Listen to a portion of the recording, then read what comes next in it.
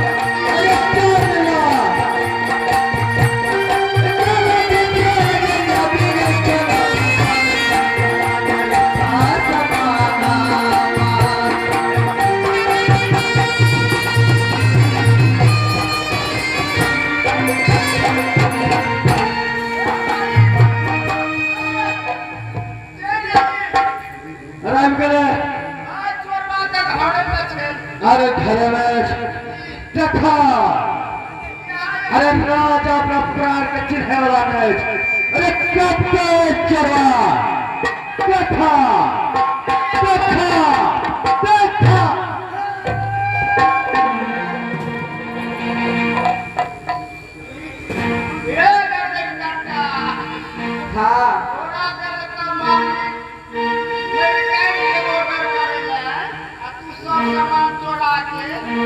क्या क्या सामान चोरी हुआ?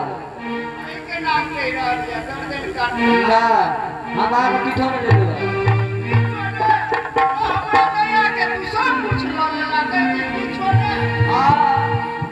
माता दुर्गा की फंसा के डाल ली कि हमरा कांचन के फंसा ले माता।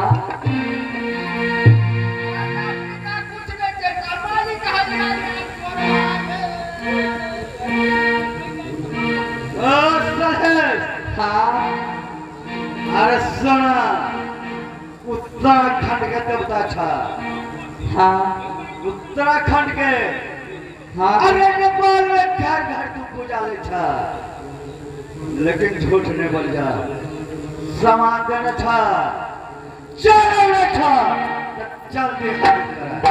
किस सामान हम काट करे में थे? अरे जान हाजिर करा, न तो राजा बख्शत नहीं। सामान हाजिर करा।